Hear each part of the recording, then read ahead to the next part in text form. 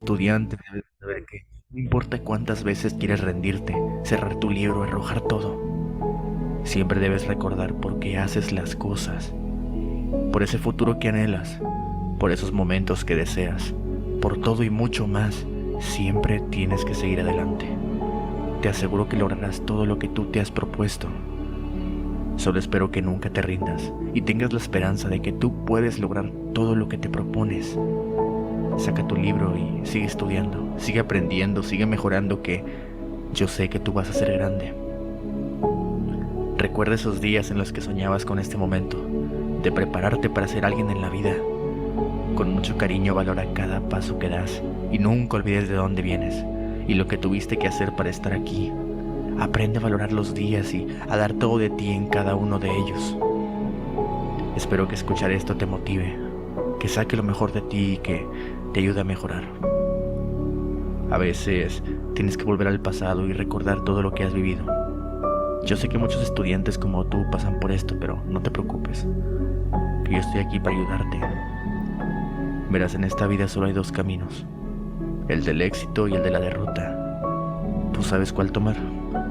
Yo sé que estás desanimado, incluso cansado, pero tienes que dejar todo a un lado y empezar a enfrentar tu camino, a demostrar que tú vales más que todos y que tú puedes más que todos. Así es como se logra dar el primer paso y así es como tus metas se estarán realizando. Debes escoger el camino correcto y si en algún momento de tu vida te sientes solo, cansado, que ya no puedes más, solo mírate al espejo y verás los ojos de alguien que sueña en grande. Dime, ¿acaso no puedes con un examen, un trabajo, un proyecto? Claro que puedes y lo sabes. Eres una persona increíble que no se dejará vencer por nada y sobre todo que no está satisfecha hasta que lo malo sea bueno y lo bueno sea mejor. Recuerda que el esfuerzo de hoy será tu éxito del mañana y que la única persona que puede interponerse en tu camino eres tú mismo. Verás, dicen que para tener éxito en la vida tienes que dedicarte un 100%, horas y horas de estudiar. Solo tú y tu objetivo. Dime, ¿quieres pasar ese examen? Estudia. ¿Quieres una buena calificación? Estudia. ¿Quieres ser mejor? Estudia. Ahora lo sabes. Muchos estudiantes se rinden en el camino, dejan a un lado sus metas, pero en cambio tú estás aquí, intentando ser mejor. Y sé que ahora estás dispuesto a darlo todo. Sé que tomarás los libros y dejarás de pensar en los demás y seguirás estudiando. Anda, que lo vas a lograr. Échale ganas.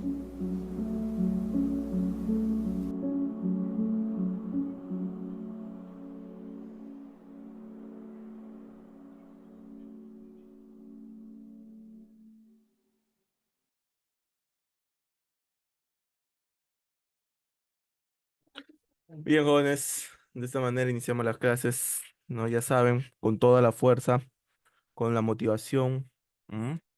Ya es lo último, es el final, bien, y es lo que hay. Vamos a transmitir en YouTube antes de empezar a compartir. Como les había comentado, hoy día es la clase final de cultura general. Ya hemos hablado de literatura, ya hemos visto los premios Nobel en literatura latinoamericanos, ¿no? Gabriela Mistral en el 45, ¿m? Neruda en el 71, Miguel Ángel Asturias en el 68, Gabo en el 82, Octavio Paz en el 90 y Vargas Llosa en el 2010. Hoy vamos a ver lo que son los premios Nobel en general, lo más famoso, lo más reconocido, lo que tienen que saber, porque tal vez vienen, ¿m? Porque prueban de los premios Nobel y también en general, no solo de literatura, sino también en general. Vamos a ver los más famosos y también vamos a ver los principales inventos que también vienen en cultura general. Por ejemplo, en el último simulacro vino de George Stephenson, ¿no? De la locomotora. ¿Quién inventó la locomotora a vapor? George Stephenson vino, por ejemplo. ¿Ve? Hoy vamos a ver de eso. Entonces, un momentito voy a empezar a transmitir en vivo por YouTube. Clase final, última clase.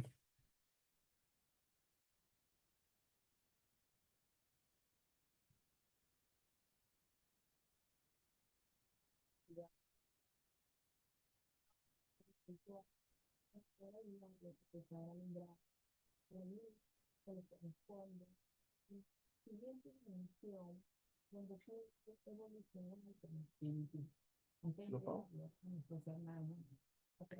Lo pago si no.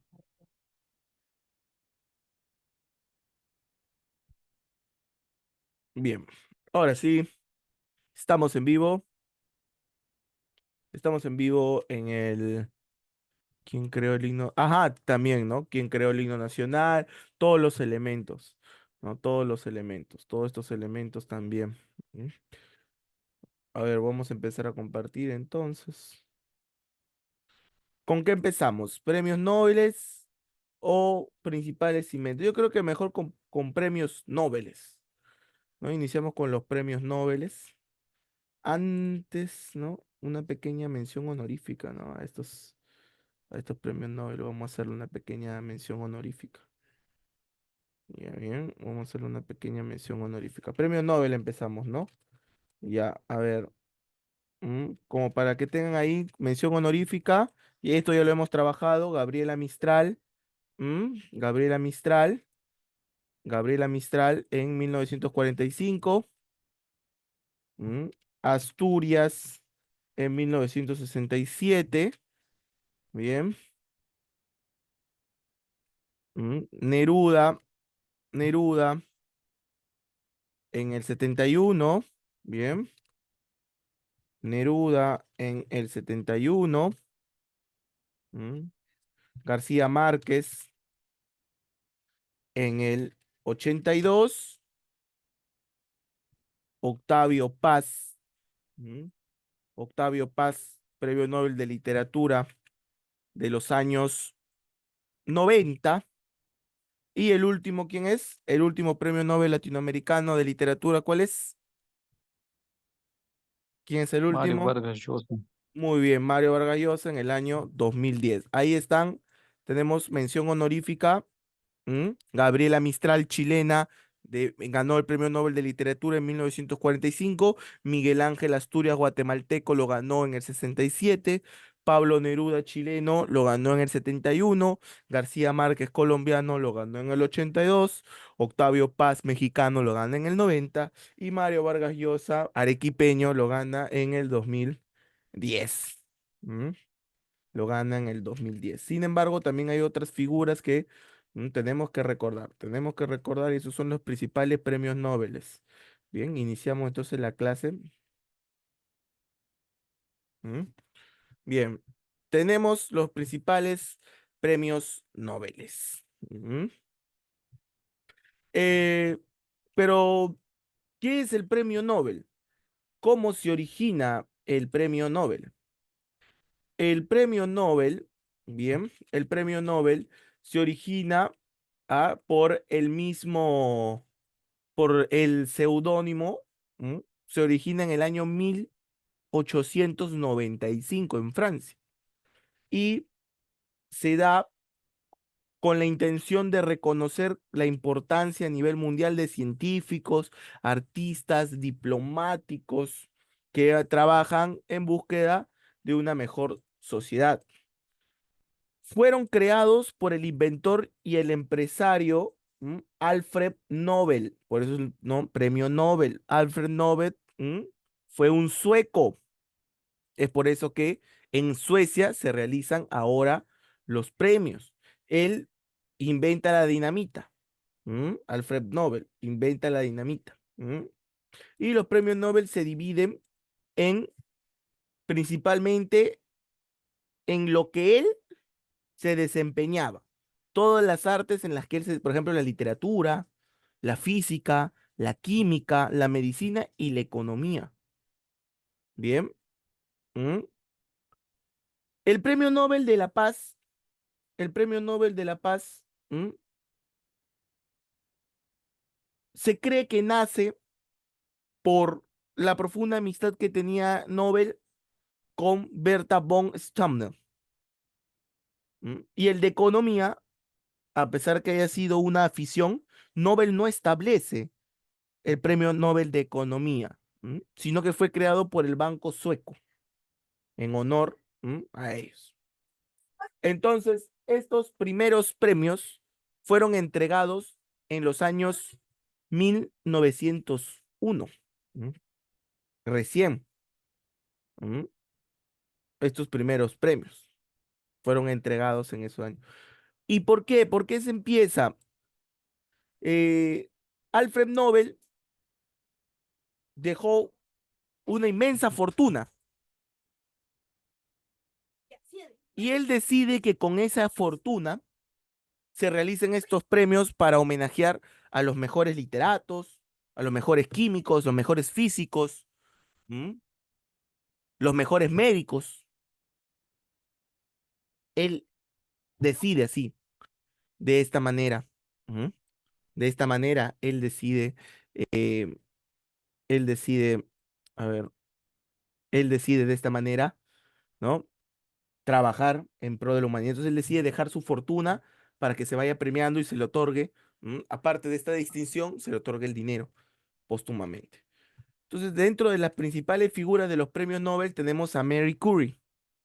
Ella fue la primera mujer en ganar un premio Nobel en el año 1903, cuando junto con su marido, Pierre Curie, y Anton Henry Becquerel ganan el premio Nobel de Física por sus investigaciones en la radiación.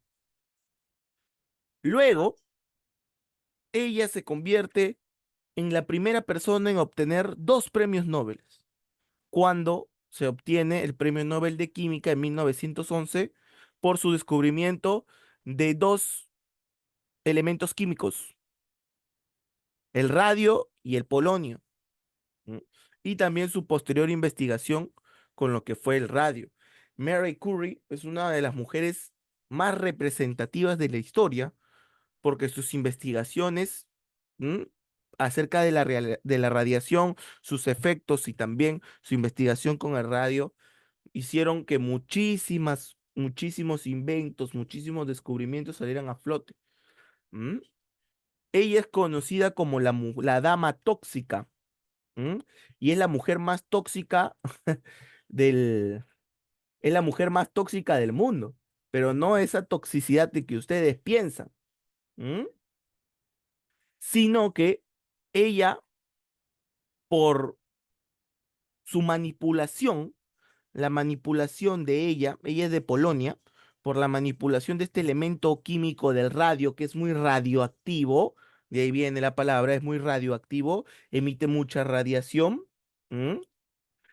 Su cuerpo estaba muy contaminado con la radiación. ¿M? Y es por eso que a causa de estos problemas que causaba la interacción con la radiación, que en ese tiempo, no, hasta ahora sí ya se conoce, ¿no? Que la radiación causa mutación en las células, causa falla orgánica, ¿m? Un mal funcionamiento del cerebro, pero en esa época no se sabía. Le estoy hablando del siglo pasado, hace más de 100 años. ¿M?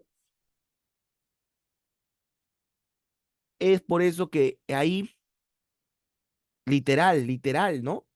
Literal. Hasta esa época, bien, hasta esa época se conocía, ¿no? Del uranio, se conocía del torio, bien, que emitían rayos, porque era un elemento muy raro. Entonces Marie Curie investiga más allá y quiere llegar más allá. Entonces con su esposo, ojo que la familia Curie, ¿no? Tiene 5 Nobeles, ella tiene 2, su esposo tiene 1 y sus 2 hijos de ellos tienen cada uno otros premios Nobel. Imagínense, la familia Curie tienen 5 Nobeles en su haber, una familia de científicos. ¿Mm? Bien. Ajá, hay cinco premios Nobel ahí en su familia. Entonces ella buscando, ¿no? Ella y su marido sospechaban que había otra sustancia más potente que el uranio y que el torio. Y es así como en 1898 ellos habían descubierto el polonio. Y luego, unos meses después, el radio.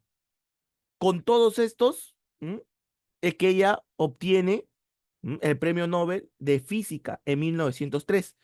pero en química lo obtiene en 1911, como vemos ahí. ¿Mm?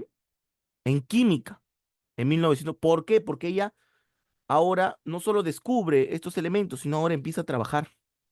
Fue directora del Instituto de Radio de París en 1914, y fundó también el Instituto Curie. ¿Mm? Ella muere en 1934 de una una anemia plástica, por su constante exposición a la radiación que ella tenía en sus investigaciones.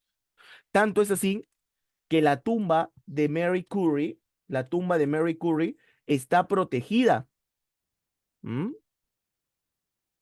Está protegida con 3 centímetros de plomo, porque inclusive después de muerto, su cuerpo sigue emitiendo radiación. ¿Mm?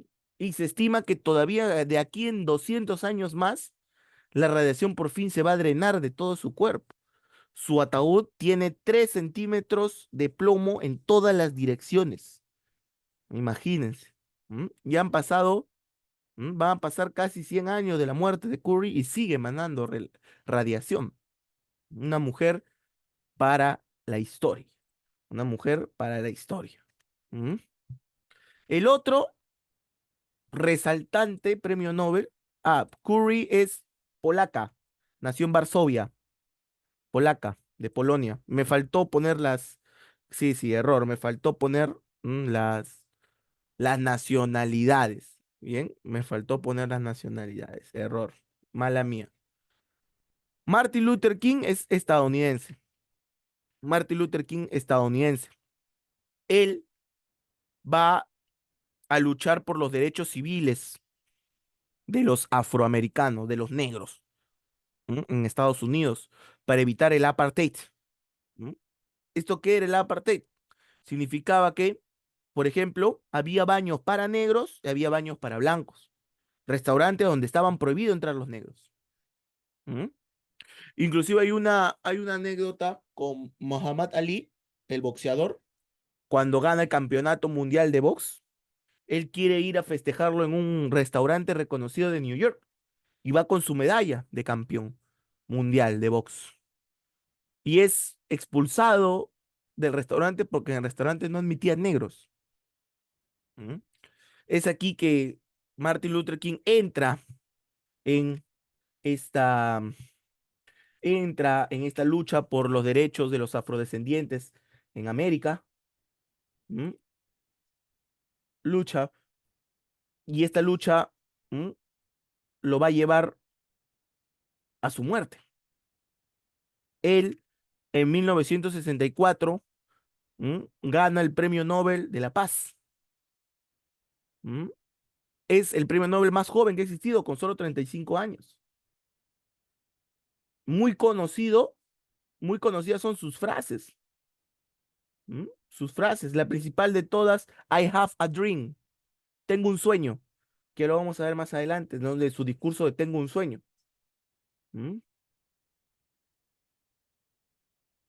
Él decía, yo no soy un negro, yo soy un hombre. ¿Mm? No soy un negro, yo soy un hombre. ¿Mm? Porque prácticamente en esa época eran tratados así. ¿Ah? Y principalmente él va a ser recordado por su sacrificio y cómo por la lucha, ¿m?, se creó la Ley de Derechos Civiles en 1964, en el cual es una ley histórica en Estados Unidos, la Civil Rights Acts, en la cual empieza a prohibir la discriminación racial, ¿m?, y la segregación, la separación. Y en 1965, una ley histórica, la Ley de Derecho al Voto de los Negros.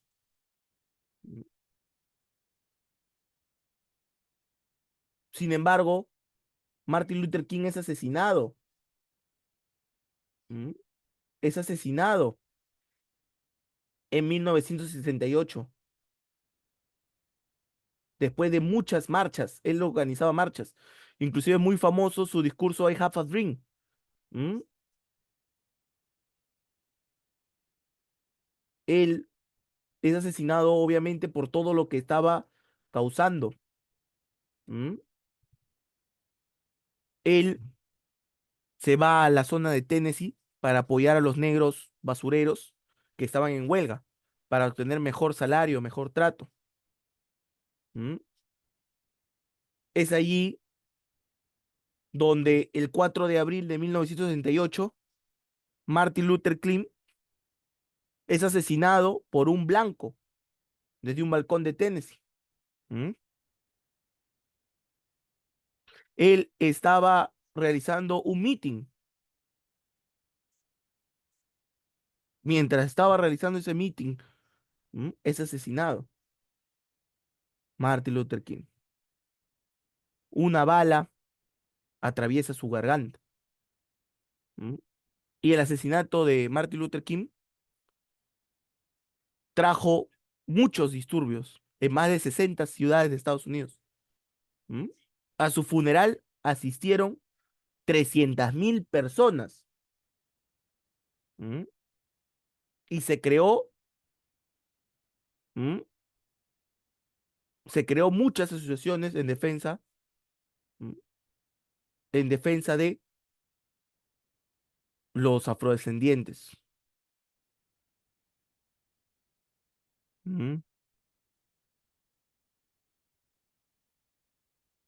Pero lo más conocido de este hombre fue su discurso I Have a Dream, ¿no? Que aquí yo les he traído un extracto. A ver. I have a dream that one day this nation will rise up. Ah, creo que no se escucha, ¿no? No se escucha.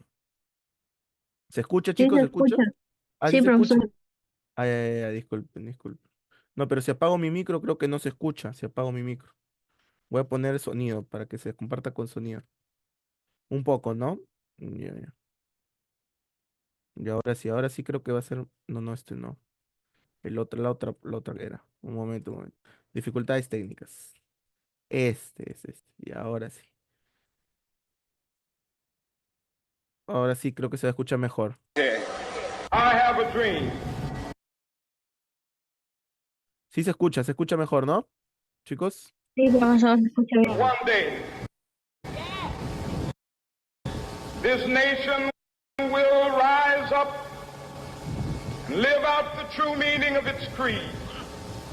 We hold these truths to be self-evident that all men are created equal.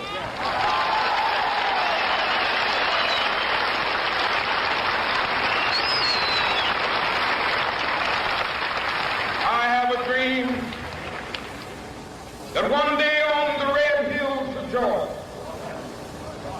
sons of former slaves and the sons of former slave owners will they be able to sit down together at the table of brotherhood. I have a dream that one day, even the state of Mississippi, a state sweltering with the heat of injustice, sweltering with the heat of oppression, will be transformed into an oasis of freedom and justice. I have a dream. My 4 little children will one day live in a nation where they will not be judged by the color of their skin, but by the content of their character. I have a dream today.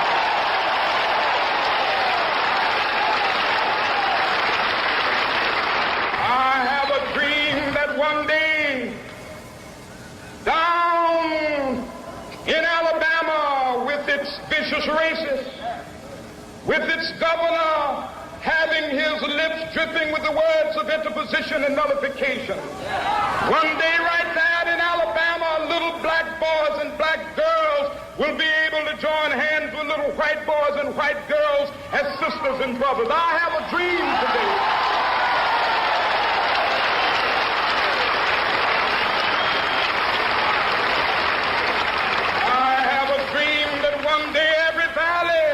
Exalted. And every hill and mountain shall be made low, the rough places will be made plain, and the crooked places will be made straight, and the glory of the Lord shall be revealed, and all flesh shall see it together. This is our hope. This is the faith that I go back to the South with. With this faith, we will be able to hew out of the mountain of despair a stone of hope. With this faith, we will be able to transform the jangling discords of our nation into a beautiful symphony of brotherhood. With this faith, we will be able to work together, to pray together, to struggle together, to go to jail together, to stand up for freedom together, knowing that we will be free one day.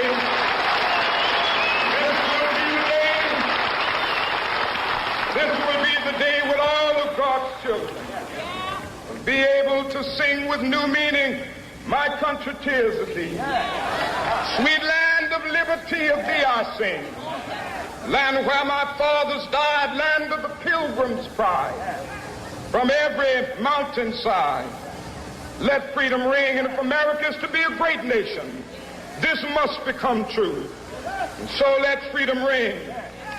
From the prodigious hilltops of New Hampshire, let freedom ring. From the mighty mountains of New York, let freedom ring. From the heightening Alleghenies of Pennsylvania, let freedom ring. From the snow-capped Rockies of Colorado, let freedom ring. From the curvaceous slopes of California.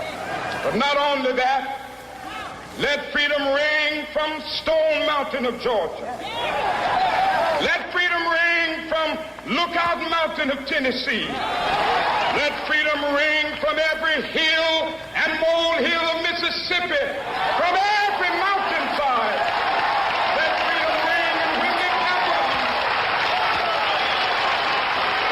when we allow freedom ring, when we let it ring from every village and every hamlet, from every state and every city, we will be able to speed up that day when all of God's children, black men and white men, Jews and Gentiles, Protestants and Catholics, will be able to join hands and sing in the words of the old Negro spiritual, free at last, thank God Almighty. Bien, jóvenes, ese fue Martin Luther King y su lucha para evitar que el apartheid siga. Otros de los más, otro de los más reconocidos premios Nobel es Albert Einstein. Él obtiene el premio Nobel de Física en 1921 por sus trabajos, como por ejemplo la ley del efecto fotoeléctrico, pero también por sus famosas teorías de la relatividad general. Hablar de Einstein es hablar de una persona muy destacada dentro de lo que es la ciencia. Él es alemán, bien, él es alemán de origen judío, pero que se nacionaliza primero como suizo, luego como austriaco y por último se nacionaliza estadounidense. Él desde muy pequeño va a destacar. Él desde muy pequeño va a destacar. Y va a fundar junto a Konrad Habich y Maurice Solovin la Academia Olimpia, una academia reconocida de ciencias. Einstein va a fallecer el 16 de abril de 1955. Va a sufrir de un aneurisma, el cual anteriormente había sido operado, sin embargo rechaza la cirugía. Su cuerpo rechaza y muere en 1955 a la edad de 76 años.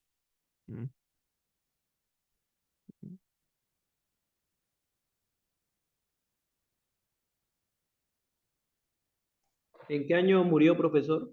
En el 1955, muere Albert Einstein, ¿no? Muchos le atribuyen a Albert Einstein la creación de la bomba atómica, pero como hemos visto, El año pasado creo que salió la película Oppenheimer. ¿Mm? Algunos tal vez le habrán ido a ver al cine. Einstein no inventa, tenía la fórmula. ¿Mm? Tenía la fórmula. Al separar los núcleos, ujú, de estos elementos químicos altamente radiactivos como el uranio, ¿m? El plutonio, el hidrógeno, al separar este átomo, se realizaba una fricción. Entonces, Einstein advierte a quienes estaban, envía una carta, él a descubrir esto, advirtiendo que no se realice más experimentos de división nuclear, de la división del núcleo de estos átomos. Él advierte, dice, no, no lo hagan porque ¿m? Se crea estos problemas. ¿M? Puede generar una reacción en cadena que cause una gran... Y es que a partir de esa carta es que se empieza a estudiar. ¿No? O sea, hacen todo lo contrario. Él escribe advirtiendo que no lo hagan porque puede causar un gran problema, obviamente. Imagínate, ¿no? Que no sepan, no se sepa qué pasaría si tú divides el átomo. Obviamente divides el átomo y ¡pum! ¿No? Despiertas y estás con San Pedro, ¿no? Divides el átomo y ¡pum! Estás con San Pedro. ¿Y qué pasó? ¿No? Te dice, no, obviamente. Él advierte, pero a la advertencia empezaron lo contrario y es así como se llega. Claro, gracias a él. Gracias a él se empezaron ¿m? Estos ensayos de división del átomo y luego la posterior bomba atómica. Gana un premio Nobel, ¿no? Un premio Nobel de física. Premio Nobel de física del año 21, 1921. ¿No? En el centenario de nuestra independencia lo gana. En nuestro centenario.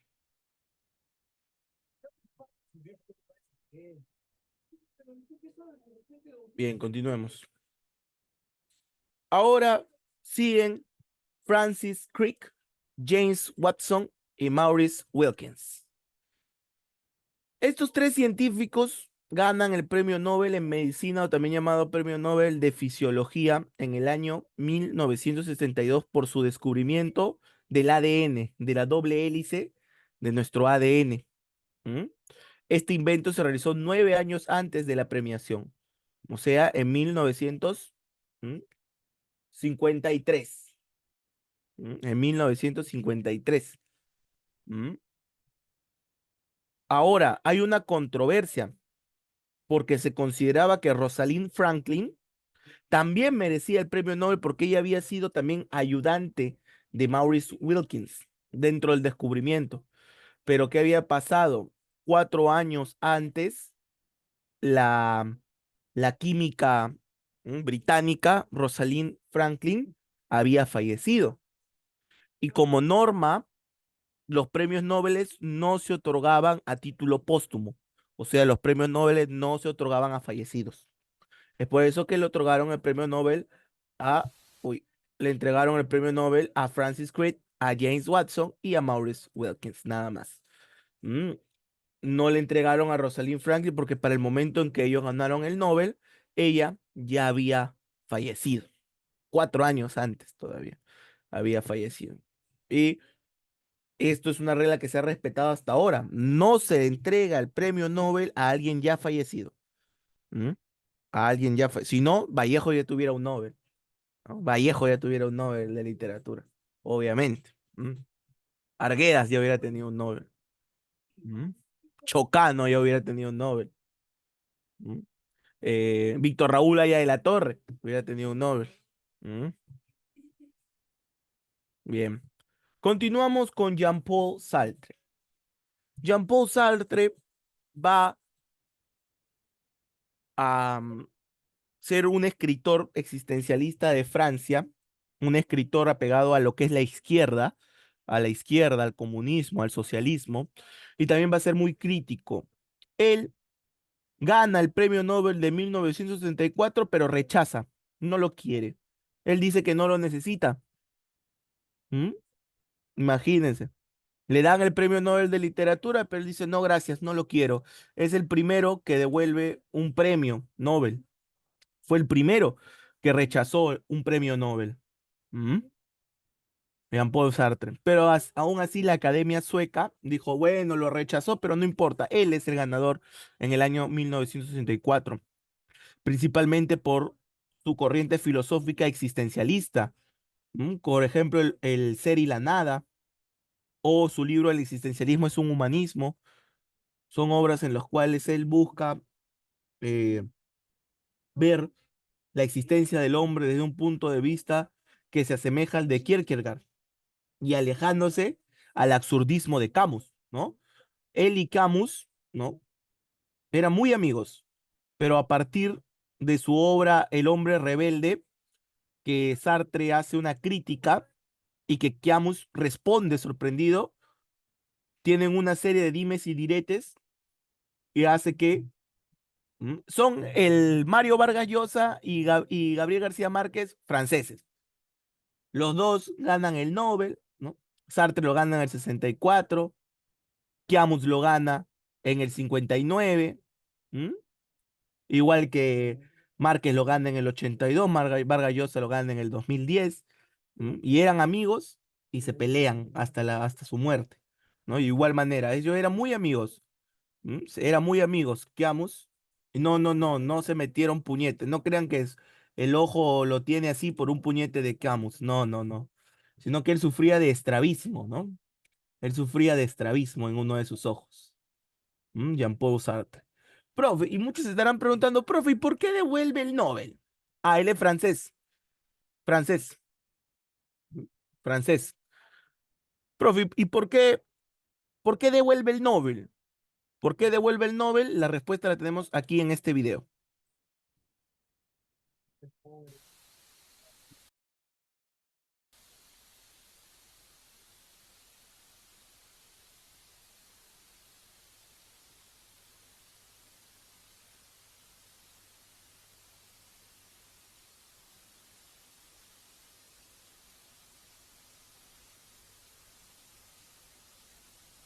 La bourgeoisie s'est toujours méfiée, à raison, de ses intellectuels. Mais elle s'en méfie comme d'êtres étranges qui sont en fait issus de son sein. La plupart des intellectuels, en effet, sont nés de bourgeois qui leur ont inculqué la culture bourgeoise. Ils apparaissent comme gardiens et transmetteurs de cette culture. En fait, un certain nombre de techniciens du savoir pratique se sont tôt ou tard fait leur chien de garde, comme à 10 ans. Les autres ayant été sélectionnés demeurent élitistes même quand ils professent des idées révolutionnaires. Ceux-là, on les laisse contester. Ils parlent le langage bourgeois. Mais doucement, on les tourne, et le moment venu, il suffira d'un fauteuil à l'Académie française, ou d'un prix Nobel, ou de quelque autre prébande pour les récupérer. Cependant, il est des intellectuels, j'en suis un, qui depuis 68 ne veulent plus dialoguer avec la bourgeoisie. En vérité, la chose n'est pas si simple.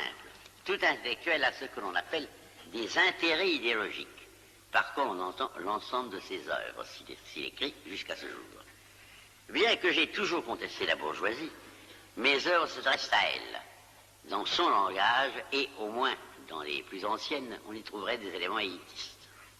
Je me suis attaché depuis 17 ans à un ouvrage sur Flaubert qui ne saurait intéresser les ouvriers.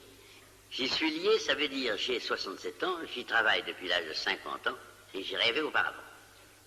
C'est lui qui me rattache à mes lecteurs bourgeois. Par lui, je suis encore bourgeois et le demeurerai tant que je ne l'aurai pas achevé. Cependant, par tout un autre côté de moi, qui refuse mes intérêts idéologiques, je me conteste moi-même comme intellectuel classique et je comprends que si je n'ai pas été récupéré, il s'en est fallu de peu. Et dans la mesure où je me conteste, où je refuse d'être un écrivain élitiste qui se prend au sérieux, il m'arrive que je me trouve au milieu des hommes qui luttent contre la dictature bourgeoise. Nous avons les mêmes nouveaux intérêts. Il existe donc une contradiction très particulière en moi. J'écris encore des livres pour la bourgeoisie et je me sens solidaire des travailleurs qui veulent la renverser. Ce sont ces travailleurs qui lui ont fait peur en 68. Ce sont eux qui sont aujourd'hui victimes d'une répression accrue. En tant que je suis maintenant l'un d'eux, je dois être châtié. En tant que j'écris Flaubert, je suis un enfant terrible de la bourgeoisie qui doit me récupérer.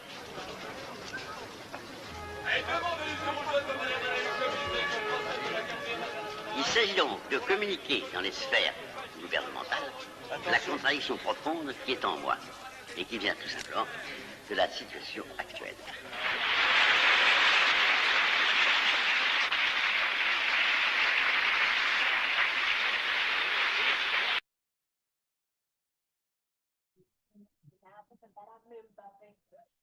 Bien.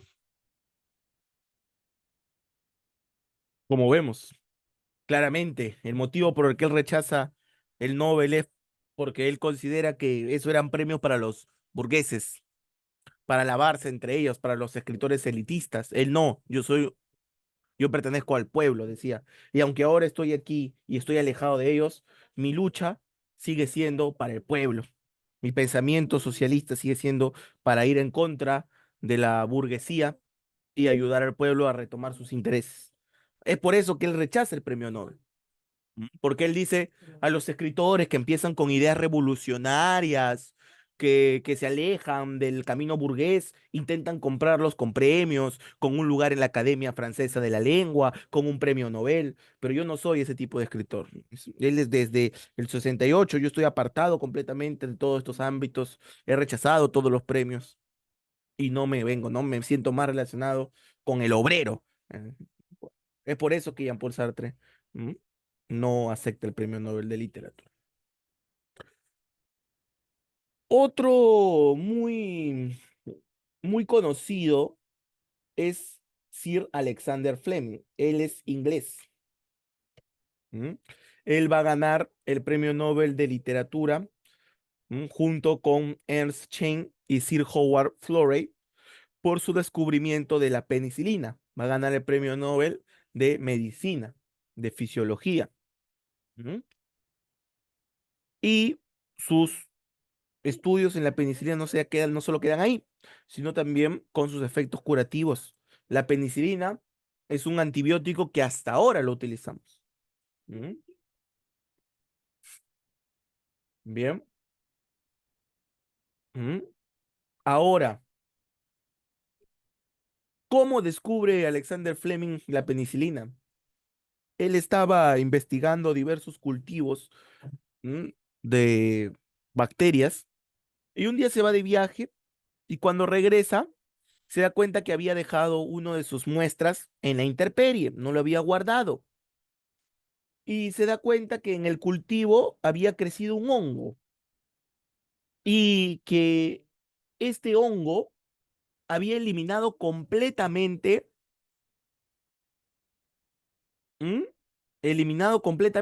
a la bacteria que él estaba cultivando allí. Entonces es así como él da este invento, estudia este hongo de la penicilina y se inventa este potente antibiótico. Pero yo le digo algo, Alexander Fleming no inventó, no descubrió la penicilina. La penicilina ya la habían encontrado, ya la habían descubierto los antiguos peruanos. ¿Qué, profe? ¿Qué está hablando, profe? Profe, ¿está bien? Claro, pues, chicos. La penicilina ya había sido descubierta por los antiguos peruanos. Un robo, no, sino que en esa época, bueno, no había cómo patentarlo, pues no, obviamente. ¿Cómo, profe? A través del chuño, ¿m? el tocosh, principalmente. El tocosh. ¿Qué tiene que ver con el tocosh, profe? Eh, ¿Cómo se hace el tocosh? Agarran la papa y la tienen meses, claro, ¿debajo de qué? Del agua, debajo de los puquios. Esta papa se fermenta y crecía, muy bien, crecía el hongo allí. ¿Mm? Luego, claro, ya hacían, ¿no?, diferentes elementos. Y ese hongo, ¿saben qué hongo era? El hongo de la penicilina. ¿Mm? Y es por eso que ellos lo utilizaban cuando estaban mal, estaban enfermos, se comían su tocosh y se recuperaban. ¿Por qué? Por la penicilina, de una forma natural. Bien, ya lo sabían, ya. No sabían, obviamente, que era la penicilina, que esto, que el otro, que era un hongo, pero bueno, en su esto ya tenían su método, ¿no? Su remedio. ¿Mm? Pero es Fleming quien ya lo lleva, lo diversifica como un antibiótico, un antídoto, hace los estudios para qué, a qué bacterias, ¿m? Qué otros tipos de hongo, qué microorganismos, afectaba, destruía completamente este hongo de la penicilina, que lo mejor de todo era que era inocuo para el ser humano, que no era dañino para nosotros. Alexander Fleming gana en 1945. Otro es Wilhelm Conrad Röntgen. Él en 1895 va a producir radiación electromagnética, ¿m? Lo que hoy se conoce como los rayos X. Por este descubrimiento, él fue uno de los primeros en ganar, o el primero en ganar en sí, el Premio Nobel de Física en el año 1901. Él, sin embargo, no quería, por eso que se llaman los rayos X, ¿no? Muchas veces vamos a ver que del inventor está el nombre del inventor. ¿Mm? Está el nombre del inventor, pero él no, dice, no, no, yo no, yo no quiero que se llame así. Es por eso que se llamaron rayos X, ¿no? Y no rayos Röntgen. Sin embargo, en Alemania, en alemán, a los rayos X se les siguen llamando, ¿no? Röntgenstein, ¿no? Bueno, yo no puedo pronunciarlo, se lo dejo aquí a mi amiguita, ¿no? Röntgenstrahlen. Ya, así, ¿no? Röntgenstein, los rayos de Röntgen. Él gana el premio Nobel, ¿no? Él gana el premio Nobel en 1901, descubridor de los rayos X. Ya saben, ¿quién descubrió los rayos X? ¿No? Wilhelm Röntgen. ¿Mm? Premio Nobel de literatura, Premio Nobel de Física, 1901, alemán. A ver, ¿y quiénes son los que tienen más premios Nobel? Pues la Comité Internacional de la Cruz Roja.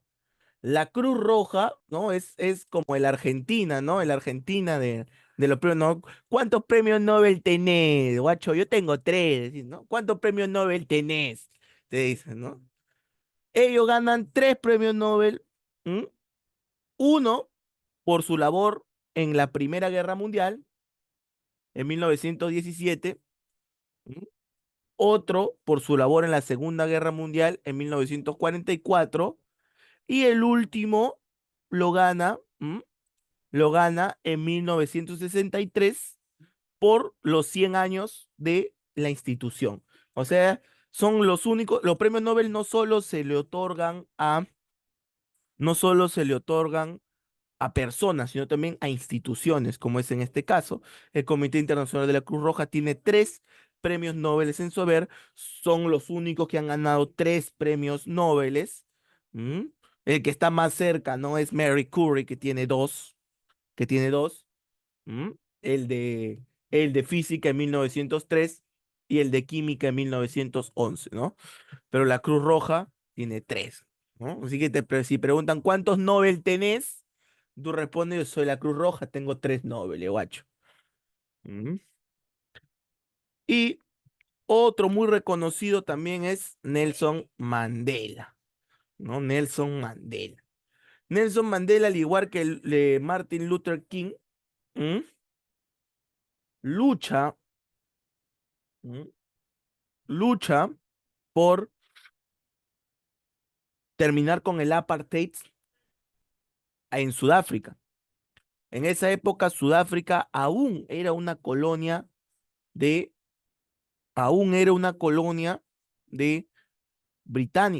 de los británicos. Es por eso que ahí lo meten preso, por revolucionar, por querer hacer una revolución allí para conseguir la independencia, ¿m?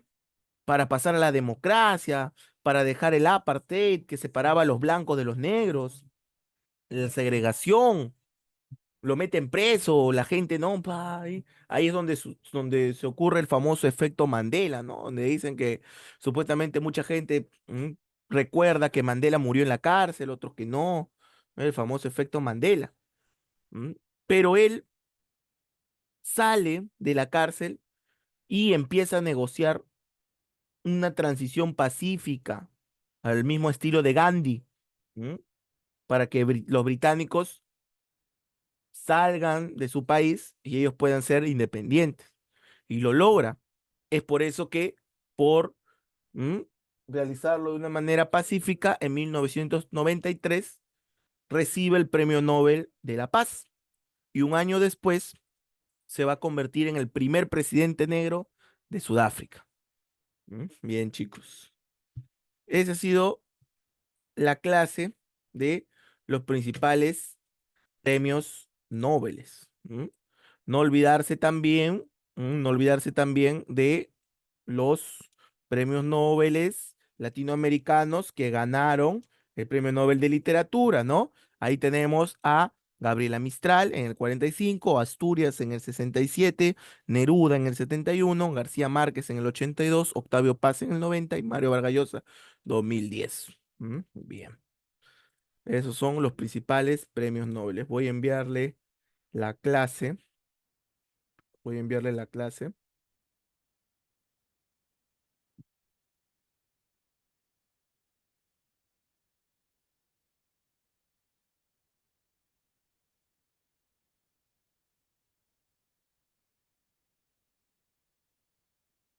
Saludar a todos los que están en la transmisión de YouTube.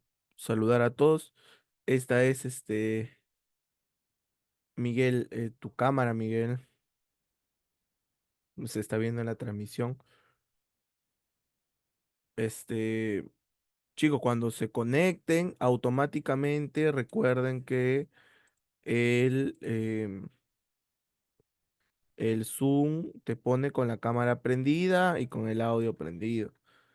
Bien, así que siempre te hay que estar viendo ahí, porque interrumpen a veces un poquito y tengo que estar ahí silenciándolo. Bien. Bueno, tenemos ya lo último. Lo último ya tenemos aquí. Saludar a los chicos que están en el YouTube igualmente. Vamos a tener otra clase ahora acerca de los principales inventos, que es la última clase ya oficialmente de cultura general. La última clase. ¿Qué tal, Luis Miguel, el Sol de México? ¿No? Tú, la misma de ayer, la incondicional. Bien, Luis Miguel, una cancioncita ya para la última clase, pues, Luis Miguel. Yo justo en la mañana yo estaba esperándote, Luis Miguel, ¿ah? Yo estaba esperando, te dije, yo justo hi- hice una guía especial, hice una guía especial de que tenga que ver ahí, plan de redacción, diciendo iba a estar mi Sol de México, ¿dónde está mi Luis, mi Luis, mi? Y no se conectó Luis Miguel. Ya en la mañana realizamos ahí la última clase de razonamiento verbal, la última clase. Bien, chicos, ahora tenemos los principales inventos, ¿no? Claro, está en YouTube, Luis Miguel, está en YouTube. Suave, ¿no? Gran, ¿no? A grandes cantantes, ¿no? También tenemos ahí a Ricardo Palma, ¿no? ¿Quién no va a querer estar en nuestra cadena? Tenemos a Luis Miguel, a Ricardo Palma, ¿no? Ingreso certero, nadie más, pues chicos. Nadie más, aunque le duela. ¿m? Bien, voy a empezar a conversar. Ah, y Samuel, ¿no? Y Samuel, que es el Waiki de Dina, dice. Yo soy el Waiki, profe. Dice. El Waiki de Dina. Bien, tenemos los principales inventos. Esta es la clase, la última clase ya de cultura general. Los principales inventos. A través y a lo largo de nuestra historia ha existido inventos que han cambiado completamente la historia, han modificado completamente. ¿M? El mundo para bien y también para mal. Aquí vamos a tener estos diversos, diversos inventos.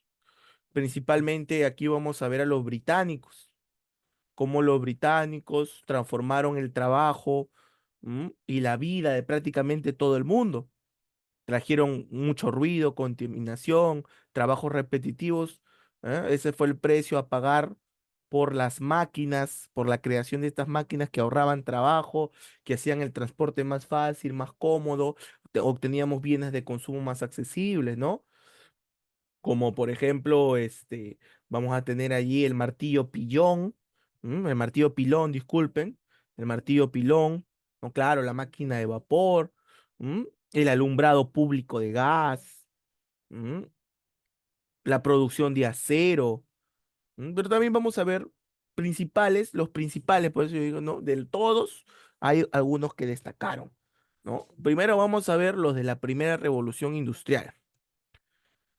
Vamos a tener como lo más importante la máquina a vapor. Esta fue inventada por James Watt, ¿no? Y lo tenemos acá. ¿M? James Watt, de origen británico, junto con Matthew Boulton, que fue un empresario que hizo que la máquina, financió esta máquina, se inventó en 1778. Pero ¿cómo se origina esta máquina a vapor? La máquina a vapor, por su mismo nombre, aprovecha la energía del agua caliente, del vapor del agua caliente. Y es el invento más importante de la revolución industrial porque muchos otros inventos que vamos a ver la van a utilizar como fuente de energía. La máquina a vapor nace de esta necesidad de bombear, de bombear los pozos mineros y hacer así la explotación minera de una manera más profunda. ¿M? La primera bomba a vapor fue inventada por Thomas Savery en 1698. ¿M? Thomas Newcomen perfecciona la bomba a vapor en 1712, la hace más potente para drenar agua en las minas de carbón. ¿M? Entonces, la máquina de vapor nace a partir de estas bombas de vapor. ¿M? Pero oficialmente es James Watt quien perfecciona y cambia completamente el funcionamiento y crea, ¿m? la máquina de vapor.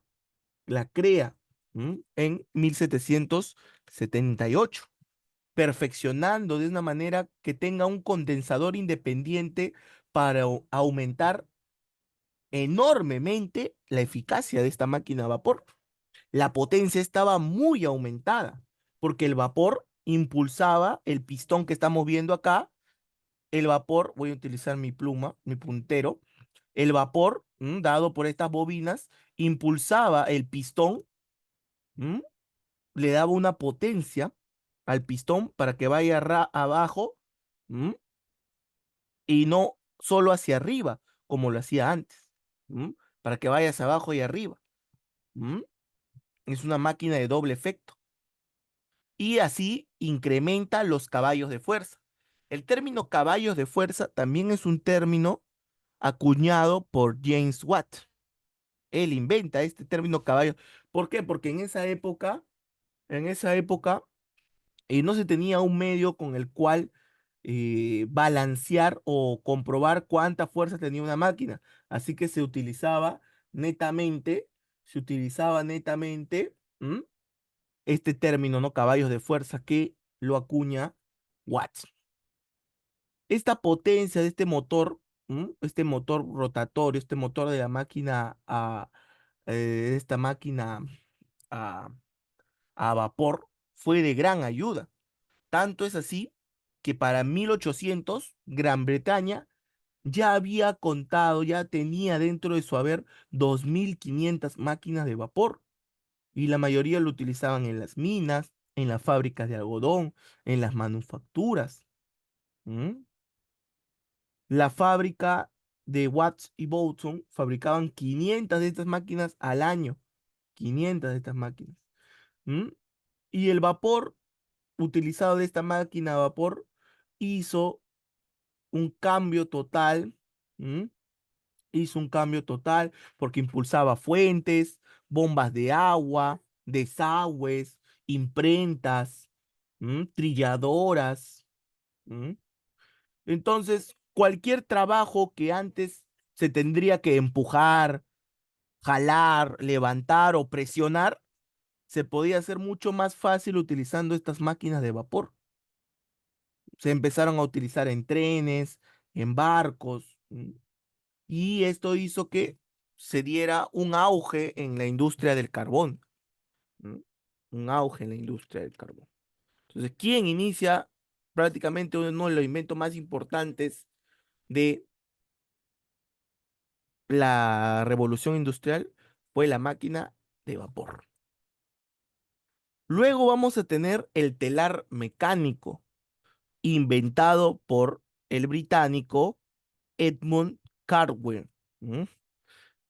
Vamos a ver que la mayoría de los inventos son de británicos, generalmente porque aquí se desarrollaba, aquí era el eje de la revolución industrial. ¿M? Este telar mecánico es inventado en 1785 y como vemos es muy parecido a los telares que tenemos ahora. Como yo ya les había comentado, la industria textil en, en Gran Bretaña era la novedad. Este telar, inventado en 1785, hizo que se pueda duplicar la velocidad en la cual se producían las telas. ¿M? Y se permitió deshacerse de los tejedores manuales. Ya no se usaban los tejedores, ahora se utilizaba la máquina. Se utilizaba esta máquina de telar mecánico que hasta ahora podemos ver que se siguen usando, ya bueno, modernizadas. Modernizadas. Esta era una máquina totalmente automatizada. Y solo necesitaba un trabajador para cambiar los hilos, solamente uno. O de un trabajo que antes se usaban 4 o 5 trabajadores. ¿Mm? El gobierno británico le dio a su inventor, a Carwin, 10.000 libras, ¿m? En 1809. 10.000 libras, lo que con la inflación de ahora podría equivaler a unos 5 millones de dólares. En esa época, en 1809, 10.000 libras esterlinas. Una fortuna le dio el gobierno británico en agradecimiento, ni siquiera por algo, sino por en agradecimiento, por la construcción, por el invento de este telar mecánico y cómo revolucionó para bien la industria textil en Gran Bretaña. Ya luego vinieron otras personas que lo mejoraron, ¿no? Mejoraron la eficacia, como Richard Roberts, que fabricó una versión de hierro, porque esta versión de Carwin era de Cartwright, ¿no? Sería, ¿no? Cartwright, ¿no? De Cartwright, esta modelo era de madera nada más. Ujú. Ya para 1835 ya había 50.000 telares mecánicos en toda Gran Bretaña y se podía fabricar la tela más barata que en otra parte del mundo. Nada que Gamarra, profe, que en Gamarra yo encuentro polo a 5 soles, ¿no? En esa época Gamarra estaba en Birmingham. ¿Mm? Estaba en Birmingham, estaba en Gran Bretaña, estaba en London. ¿Mm? ¿Qué otro? Y el invento que viene aquí a continuación tiene mucho que ver con este. ¿Mm? Tiene mucho que ver con esto. ¿Mm? ¿Por qué? Porque la gran difusión de esta máquina de telar, de este telar mecánico, obliga, ¿m? a crear mejores máquinas para hilar, para proporcionar hilo suficiente a estos telares que trabajaban a una velocidad impresionante. ¿M?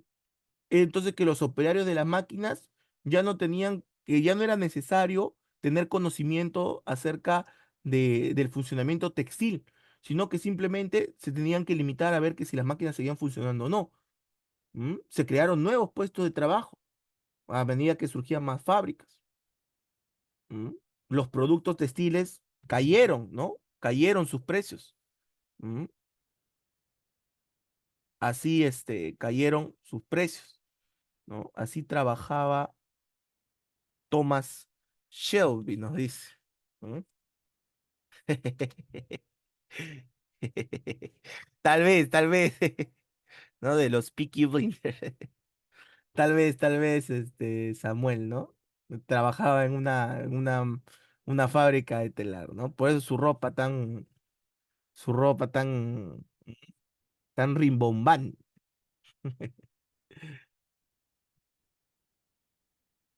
Como les digo, este invento trajo otro invento, ¿no? Hacer más eficiente, ya poder construir los telares, poder construir las telas, ya era más sencillo, pero ahora necesitaban el cómo hacer más eficiente el proceso del algodón.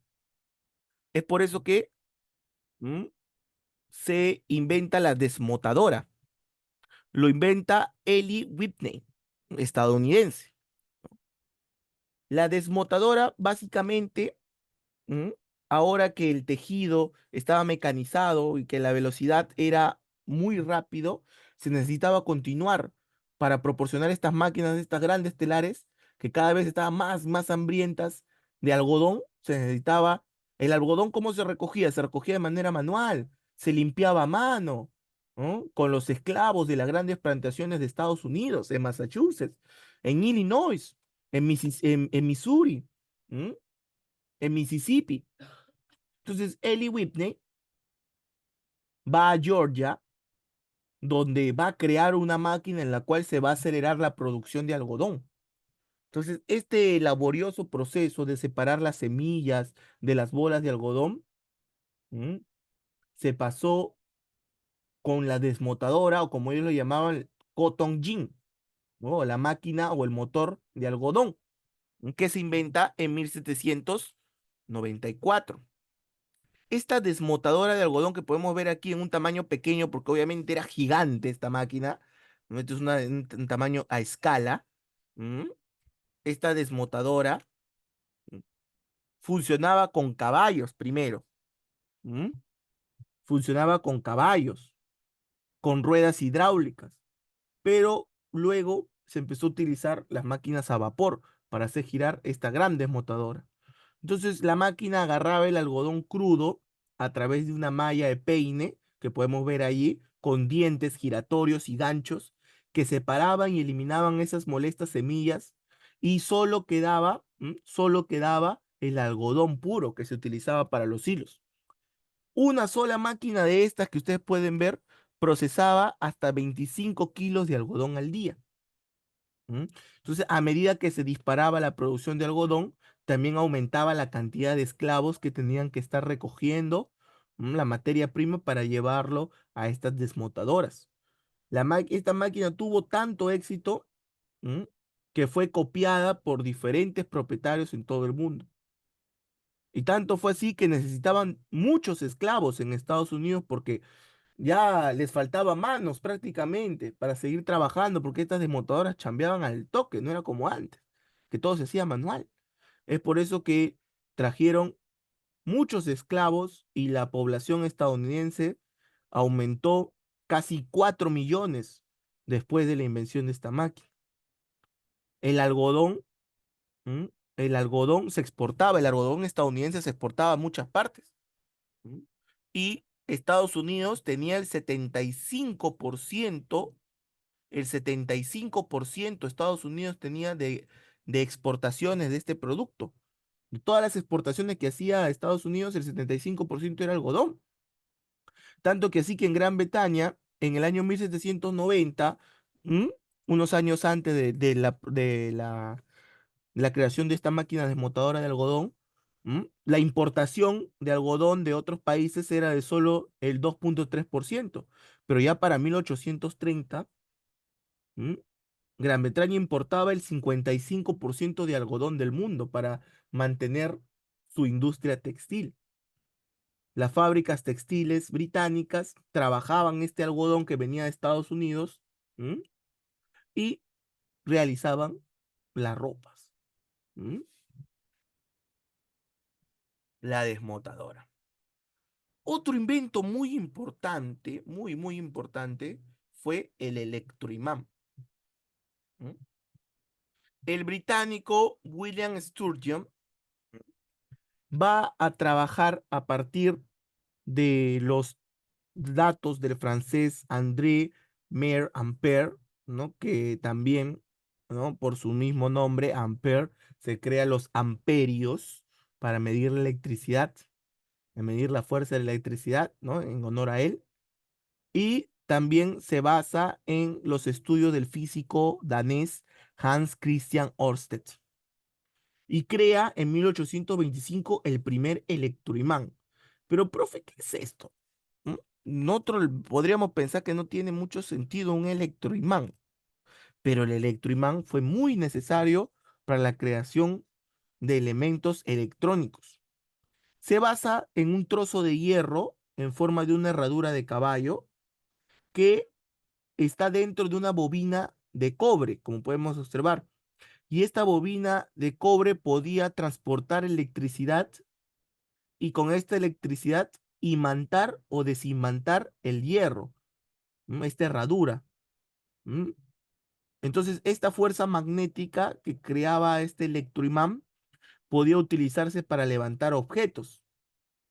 El electroimán podía funcionar como un motor, lo que lo convertía en una fuente de energía mucho más versátil, ¿m?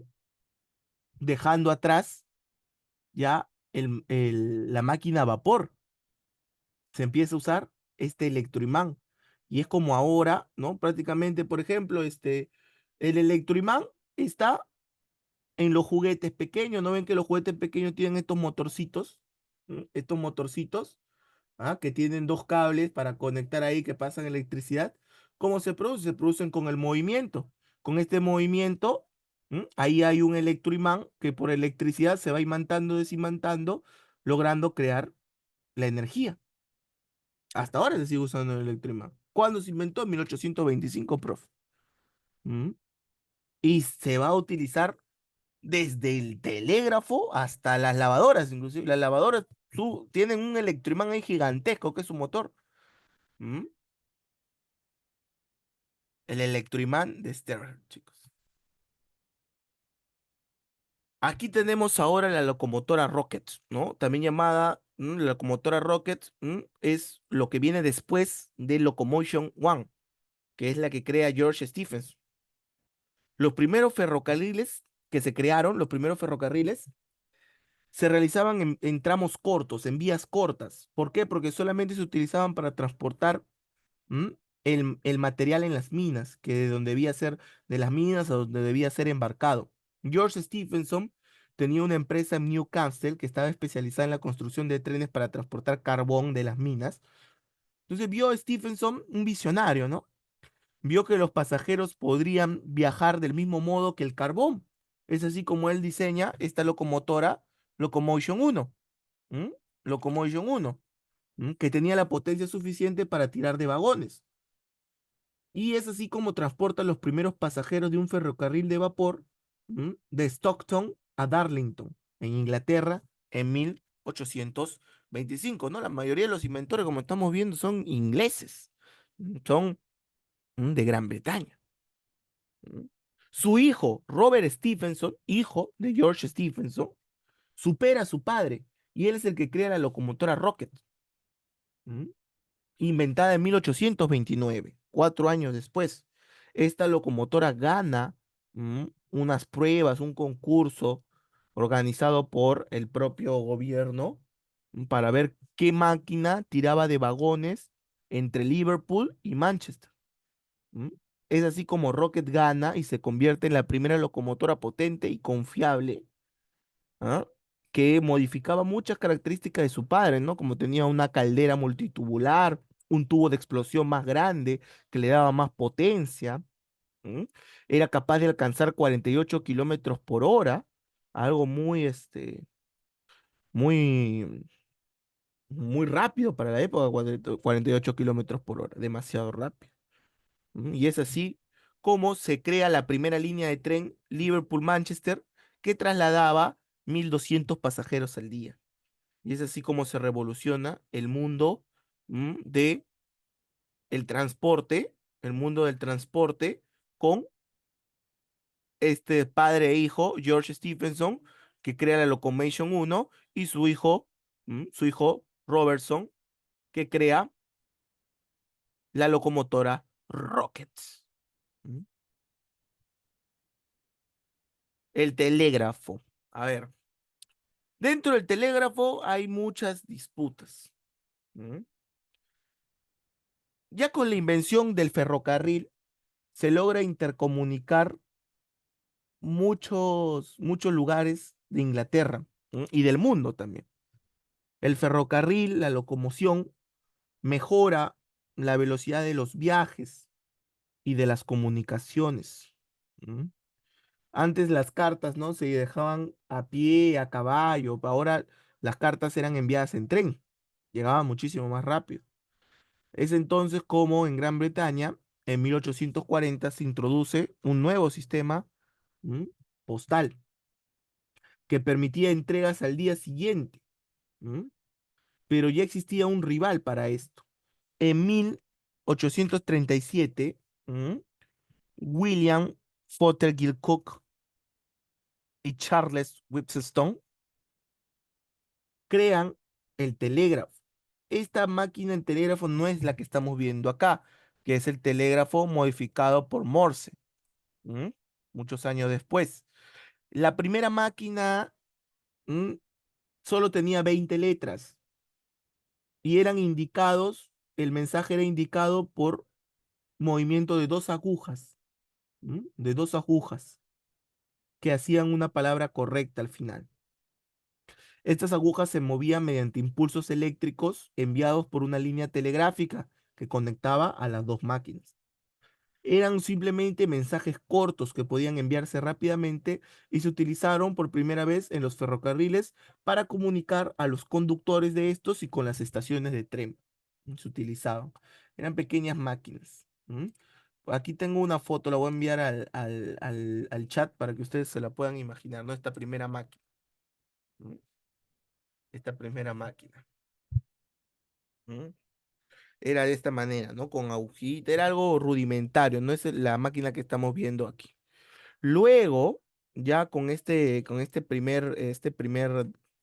primer uso de esta máquina, ya se empieza a dar una gran revolución en lo que es las comunicaciones, se empezaron a tender cables bajo la tierra, luego se aislaron los cables para colgarlos al aire libre, es así como nacen los postes telegráficos y todo el sistema de red ferroviario, ¿no? Ferroviario de Gran Bretaña adopta este sistema de telégrafo.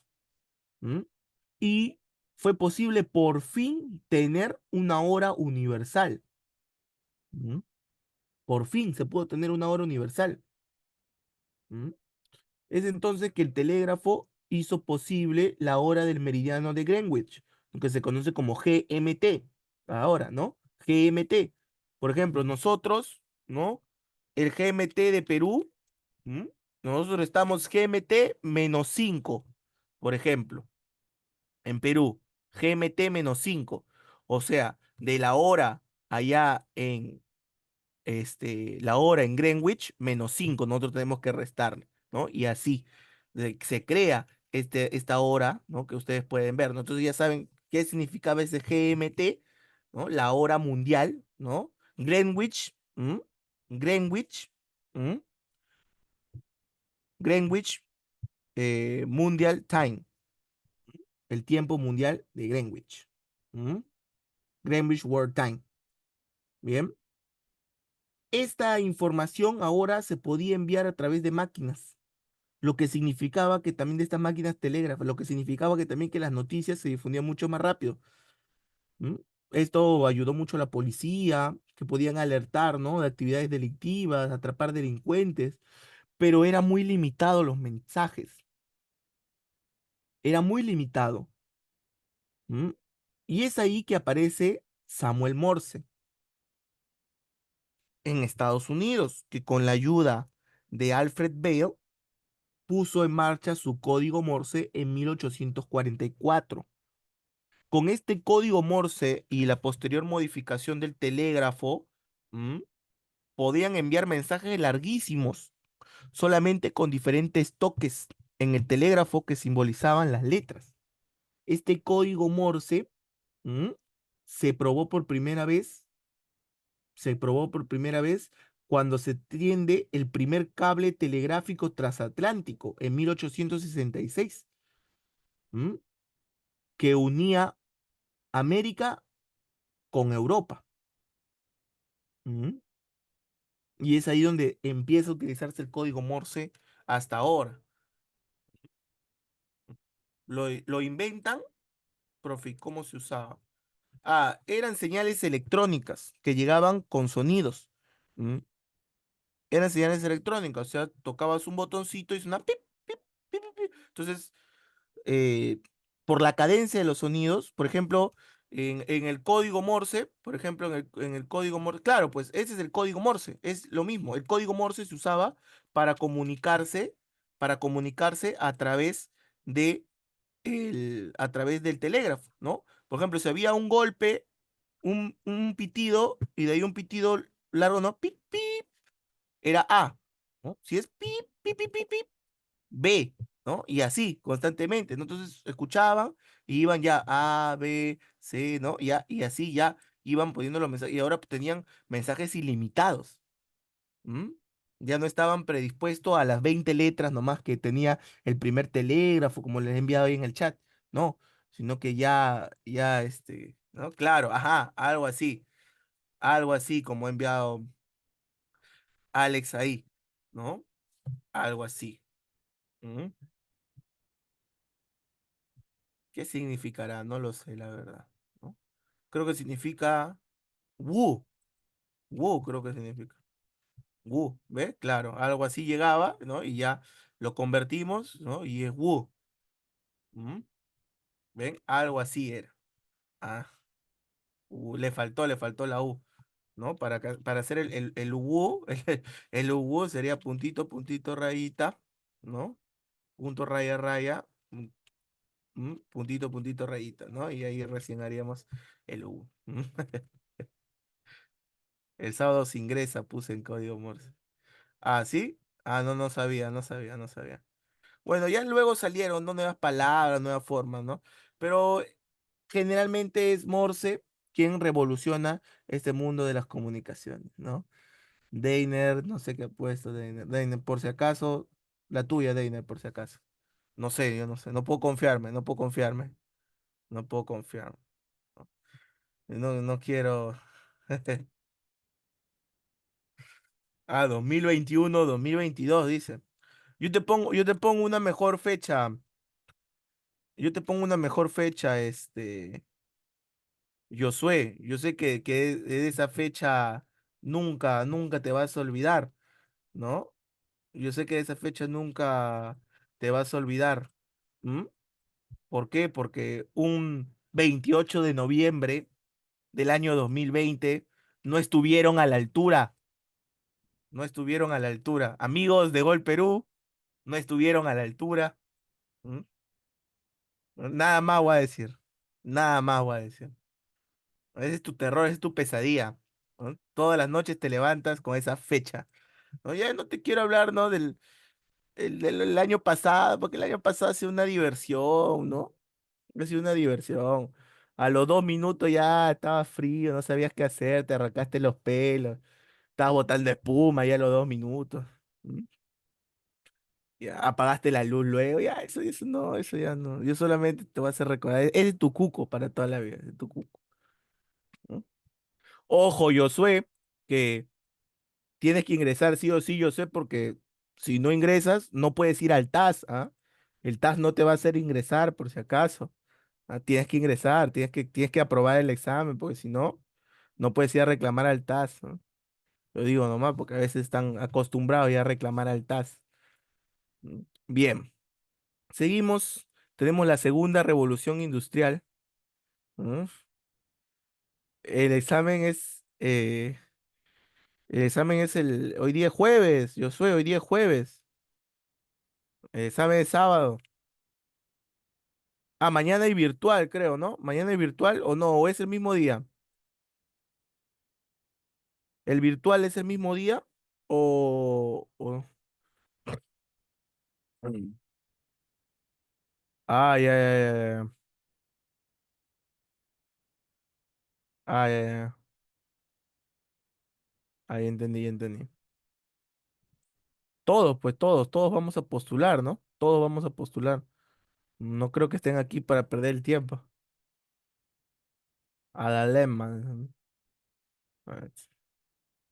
Bien, chicos, continuamos la clase ahora con los principales inventos de la segunda revolución industrial.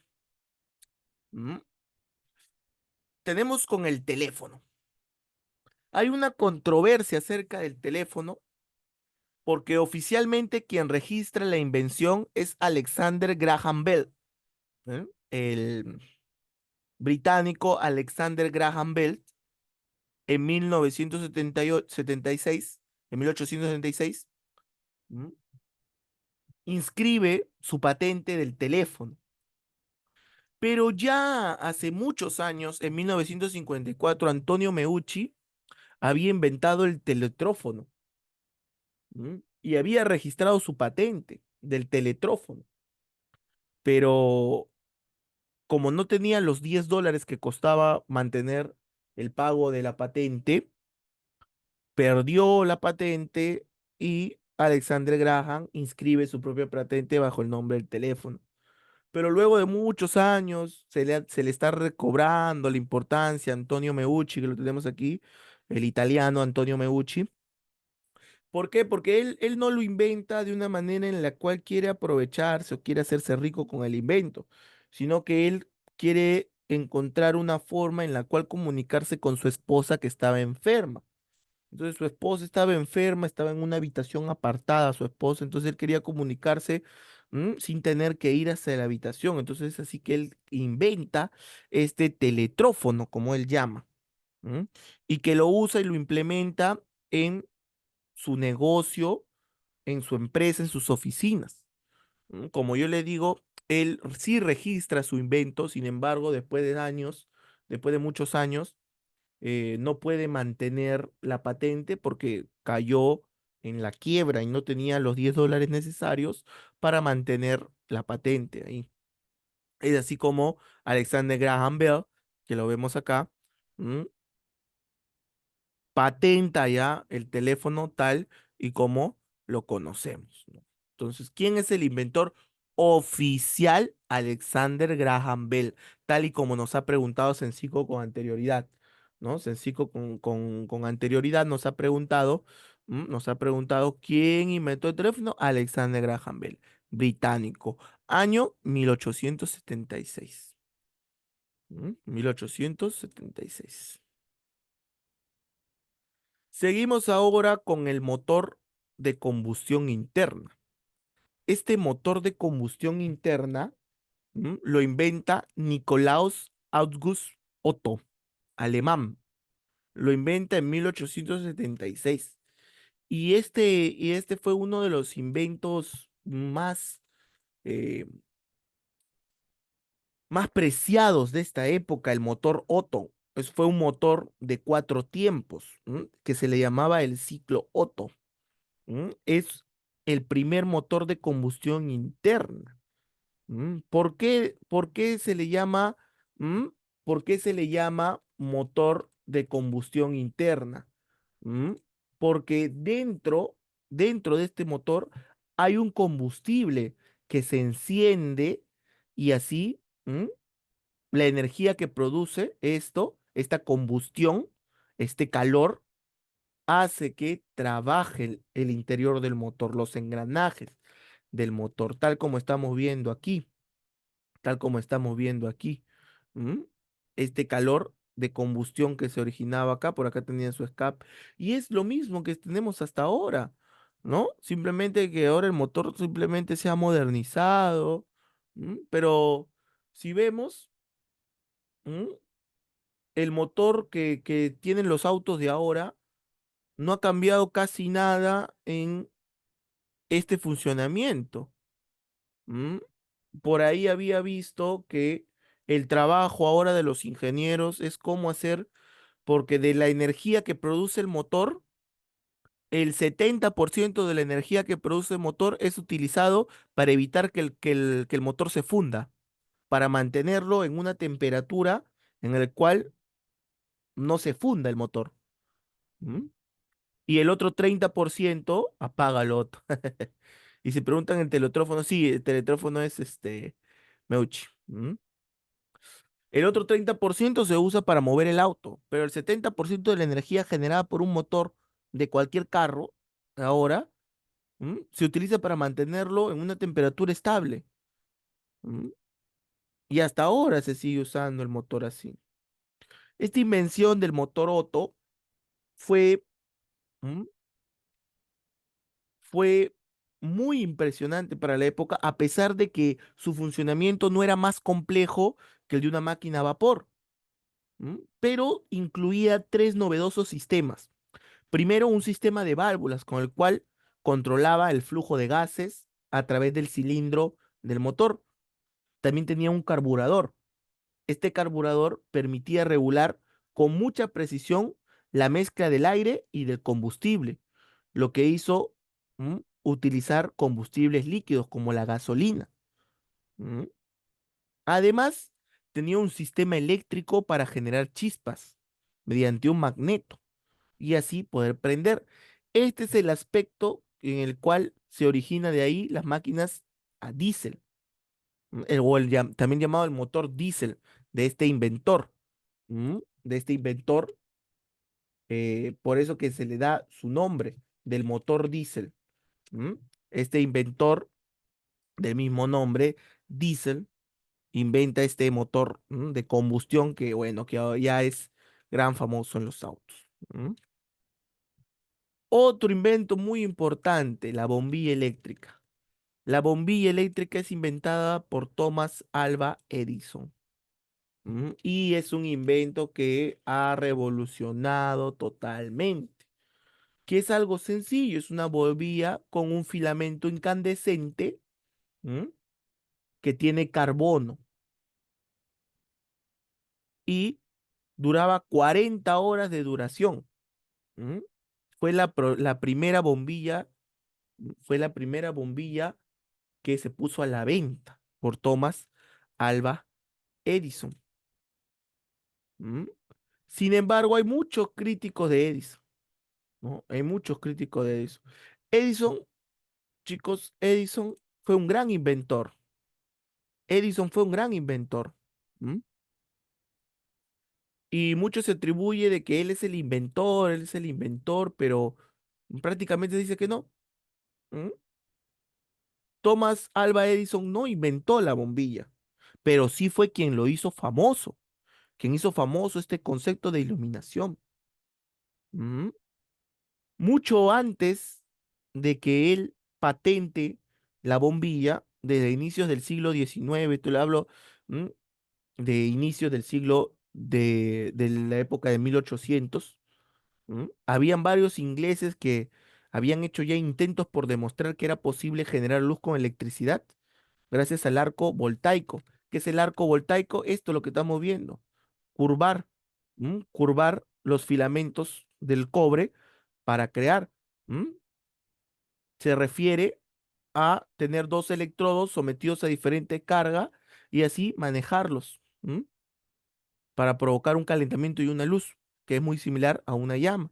Por ejemplo, Dumfries Davy fue el primero en hacerlo en 1800, en 1800. ¿Mm? Y el mismo Davy, en 1809, ¿mm? muestra en la Royal Society de Londres cómo se crea la luz con un hilo de platino, ¿m? Como ya buscando el inicio de una bomba, de una bombilla, ¿m? De un foco incandescente. En 1835, James Brown, ¿m? hace una demostración encendiendo también con energía continua. ¿M? Y muchos intentaron y siguieron intentando crear la bombilla perfecta. Edison fue mucho más allá. ¿M? Edison se centró en mejorar el filamento que lo prendía. Probaron con carbono, con platino, y en 1880 patenta recién la primera bombilla comercial que contaba con un filamento de carbono y el interior era vacío, porque otras veces en otras bombillas utilizaban gases. ¿Mm? Y esto le daba 40 horas de vida a esa bombilla, 40 horas de vida útil. ¿Mm? Es por eso que se le atribuye ya la bombilla eléctrica definitiva a Thomas Alva Edison, porque las anteriores versiones solo eran prototipos. Él diseñó, patentó y comercializó una versión definitiva. ¿Mm? Que no ha cambiado mucho o no cambió en muchos años hasta que llegaron los LEDs. No, ahora la bombilla, el LED, es el que revoluciona. ¿No? ¿Y qué particularidad tenía estas bombillas incandescentes que daban calor? ¿No? Yo me acuerdo también antes de que traían la luz blanca, era esta luz naranja, así parecía los postes, ¿no? Esta luz naranja que producía calor. ¿Mm? Producía calor esta luz, con la que también se alumbraban a los pollitos para incubarlos, para mantenerlos calientitos también. Me acuerdo mucho yo de esa época de mi infancia. ¿Mm? Esa era, se utilizaba todavía acá la bombilla, incandescente, la bombilla eléctrica. Bien. Otro de los inventos que revolucionaron fue el automóvil. ¿Quién fue el inventor, el oficial inventor del automóvil? Carl Benz. ¿Mm? Carl Benz, fundador de la compañía Benz Motors Company. ¿Mm? Batalló mucho con diferentes, ¿no? Con Ford, con diferentes, ¿no? Para tener el mejor automóvil. Pero el primero que patentó este, este mecanismo, porque este es el automóvil de Benz, este mecanismo fue él, ¿no? Carl Benz en el año de 1886 patentó su vehículo, utilizando un motor de gasolina que tenía tres ruedas. Y es allí donde se considera, ahí donde se considera, la creación del automóvil. ¿Mm? La creación del automóvil. ¿Mm? Él, ¿mm? se une después con, él se une, ¿mm? después con un gran, ¿mm? él se une, con un gran, por así decirlo, un gran empresario, ¿m? Un gran empresario, ¿m? Emil Jelliket, y él le dice, yo voy a invertir en tu compañía, en la Benz, ¿no? Motorwagen, tal como se llamaba en la Benz Pater Motorwagen, tal como se llamaba en alemán. Pero yo necesito ponerle el nombre de mi hija. ¿Cómo se llamaba su hija? Mercedes. Y es allí como nace Mercedes-Benz, que hasta ahora sigue. Mercedes-Benz, la compañía. La fusión, la inversión de este capitalista Emil, ¿m?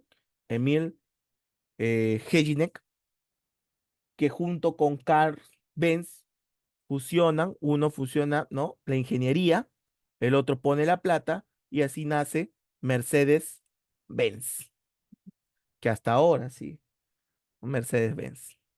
La radio. En la radio también hay mucha controversia. Oficialmente es Guglielmo Marconi, el italiano, quien es el inventor de la radio.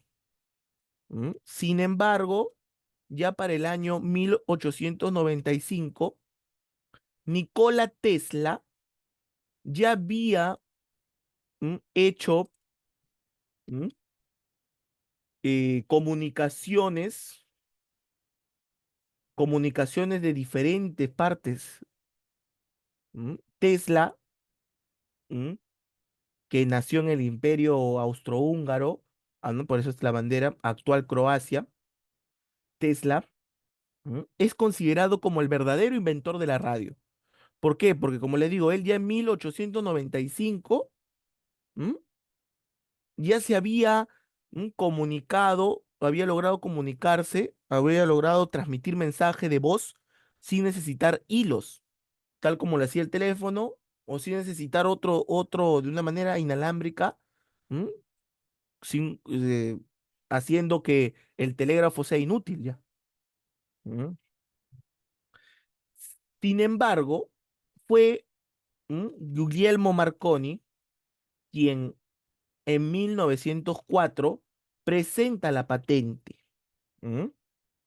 Presenta la patente Marconi. Y es por eso que él se queda con el invento. ¿M? Pero él, Marconi, había utilizado el invento que Tesla había hecho. ¿M?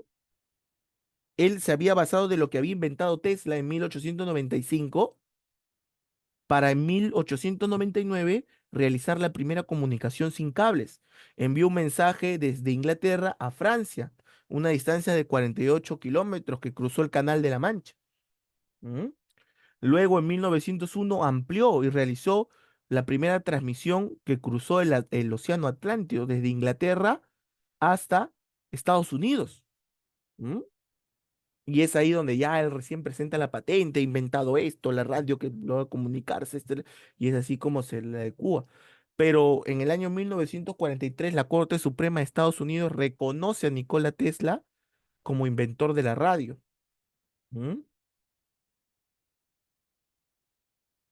Sin embargo, ya el daño estaba hecho porque por la invención de la radio que se le había atribuido a Guglielmo Marconi, este hombre, Marconi, ganó en 1909 el Premio Nobel de Física por crear un medio de comunicación en el cual no se necesitaban los cables. ¿Cómo funcionaba la radio? La radio funcionaba con ondas. ¿M? Y tenían antenas tal como ahora, antenas que recepcionaban las ondas, pasaban a través de un electroimán. Este electroimán, ¿m? generaba el sonido a través de la fuerza magnética. Pero ¿quién ya había, claro, las ondas de radio, como se conoce como las ondas de radio? ¿M?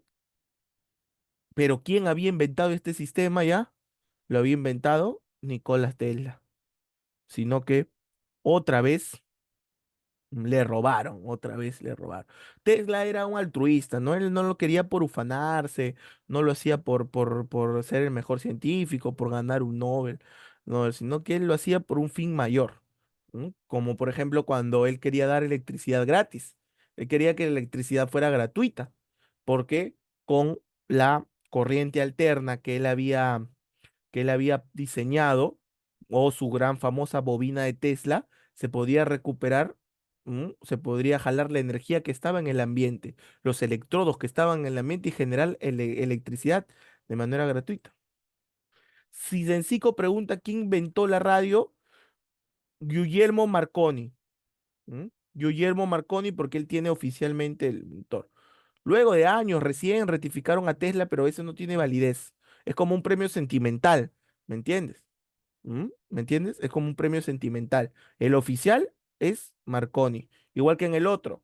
Si me preguntan inventor del teléfono, a Graham Bell, como ya lo antes lo ha preguntado Sencico, ¿quién inventó el teléfono? Alexander Graham Bell, ¿no? Eh, el italiano, Maucci, no ha sido ratificado. Después de muchos años, recién no, él fue el primero, que esto, pero eso es como un premio consuelo. ¿Me entiendes? No es oficial. La historia es la historia. Y en la historia, quien realmente lo patenta primero es Guglielmo Marconi en 1904. ¿Se basa en el invento de Tesla? Sí, pero Tesla nunca lo presentó. Tesla nunca lo hizo. ¿Mm? Tesla nunca, a pesar de que haber realizado la comunicación, Tesla nunca se ufanó, fue, demostró, patentó, diversificó su invento, ¿no? ¿Mm? Pero si por ahí te ponen cualquier otro nombre y no está Marconi, si está Tesla, ya pues marcas Tesla, ¿no? Porque ya sabemos. Si es que no está Marconi, pero si está Marconi, Guillermo Marconi. Bien. El avión. El hombre siempre ha querido, el hombre siempre ha querido volar. ¿M? El hombre siempre ha querido volar. Y muchos intentos fueron infructíferos hasta la llegada de estos dos hermanos, Wilbur y Albert Wright. ¿Mm? Los hermanos Wright, el vuelo de los hermanos Wright que ustedes están viendo aquí, el vuelo de los hermanos Wright. Este 17 de octubre de 1903, después de varios intentos fallidos, el hermano pequeño Orville, ¿no? Que lo tenemos aquí, hermano menor, logra que su hermano mayor realice el primer vuelo. ¿Cómo hacían? Prendían el motor y ellos corrían y se subían al avión, porque solo podían activarlo de manera manual desde abajo. Este primer vuelo solo dura 12 segundos y recorre 36 metros, pero es el precedente de la aeronáutica. Estos hermanos Wright logran generar un túnel aerodinámico que está hecho por estas hélices, que impulsa con un motor. Este túnel aerodinámico hace que pueda volar controlando tal como si fuera un aeroplano. Solo usaron un motor de 12 caballos de fuerza. Bien, solo un motor de 12 caballos de fuerza. Luego patentan su invento y la industria se diversifica, tanto que ya para la Primera Guerra Mundial, solo 10 años, 11 años después, ya fue la primera vez que hubo una guerra de aviones. El avión, ¿quiénes lo inventaron? Los hermanos Wright. Profesor Sicos Wilbur viene. Los dos son los inventores. Generalmente te puede venir los dos, ¿no? Wilbur y Orville Wright. O más conocidos son como los hermanos Wright. Si te preguntan, ¿quién inventó el avión? Los hermanos Wright. Dentro de las opciones tienen que estar. Si no, cualquiera. Wilbur Wright. Pero en realidad fueron los dos, porque los dos lo patentaron como inventores. Cuando tú presentes una patente, por ejemplo, imaginemos que tú inventas algo. ¿m? Por ejemplo, inventas un pelador de cuy automático, ¿no? Un pelador de cuy automático. Entonces tú vas y te registras tú como inventor. Yo he inventado esto, tal. Pero si por ahí hubo una persona que te financió, obviamente, oye, yo también quiero mi nombre ahí. Entonces, ¿no? Yo y tal persona, pones ahí financiador. ¿m? Hemos inventado un pelador de cuy automático para que ya no estés ahí hirviendo tu agua y de ahí estar pelando tu cuy. ¿No? Inventamos un pelador de cuy automático. Entonces, esa patente está a tu nombre, tú ya la registraste. Entonces, cada cierto tiempo esa patente caduca. Tienes que seguir pagando para, este, seguir pagando para que se mantenga la patente y también puedes ir renovando tu invento. Ujú. Por último, tenemos y uno de los inventos que revolucionaron el mundo, tenemos el plástico. El plástico lo usamos para todo, prácticamente, ¿no? Si damos una vuelta a nuestro alrededor, vamos a encontrar muchos objetos hechos de este material. Solo dense un momento para mirar a su alrededor, 360 grados, y cuenten cuántos objetos de plástico tenemos hacia nuestro alrededor.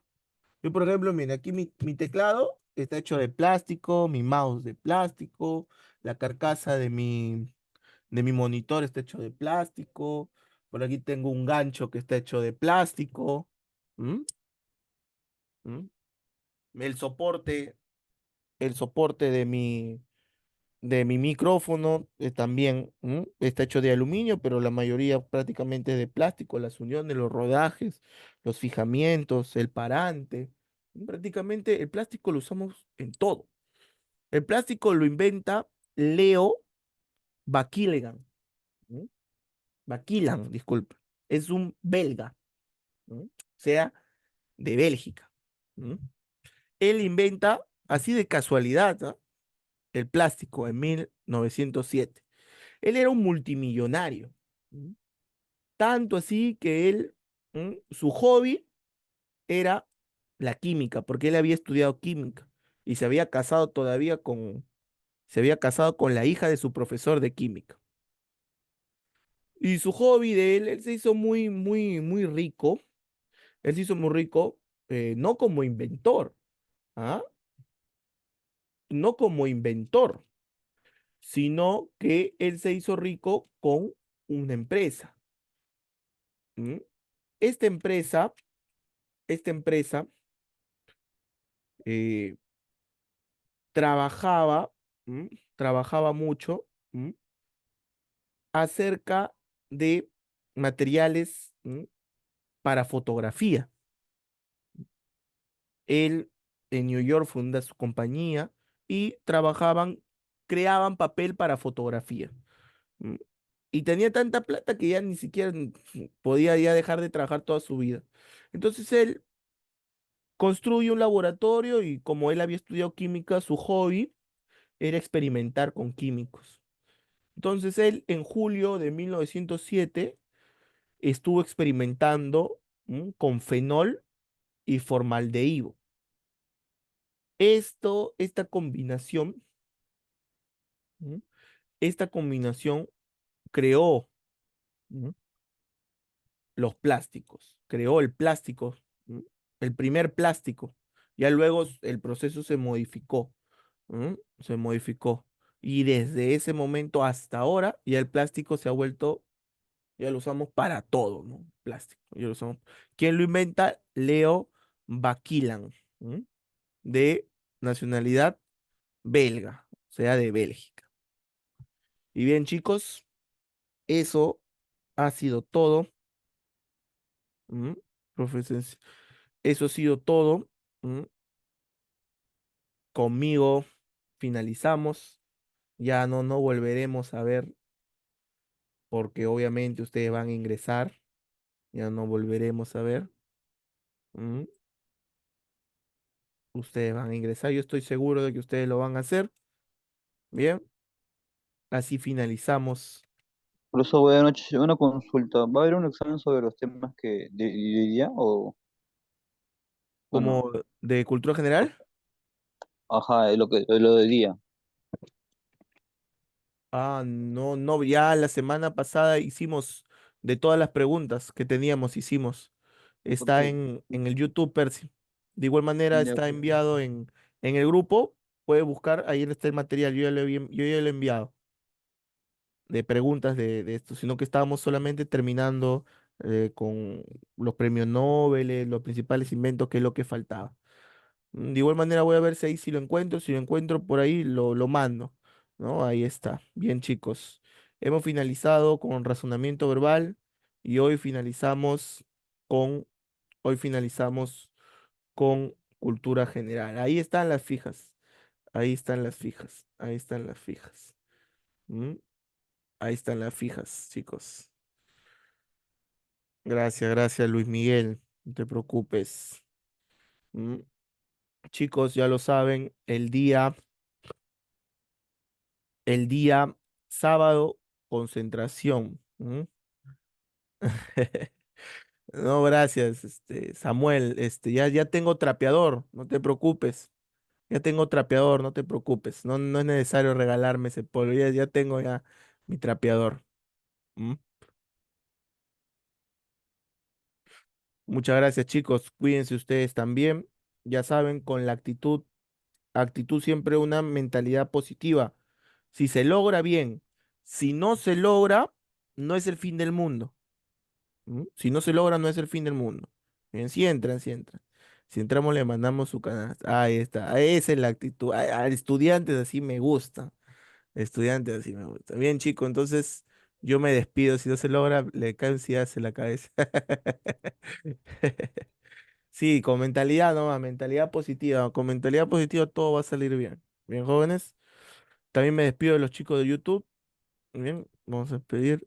Si no se puede ingresar, nos veremos de nuevo. Bueno, si no logran ingresar, aquí estamos.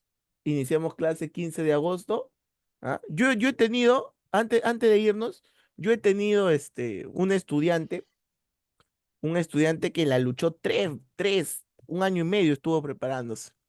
¿M? Un año y medio estuvo preparándose y él tenía familia, tenía su hijo.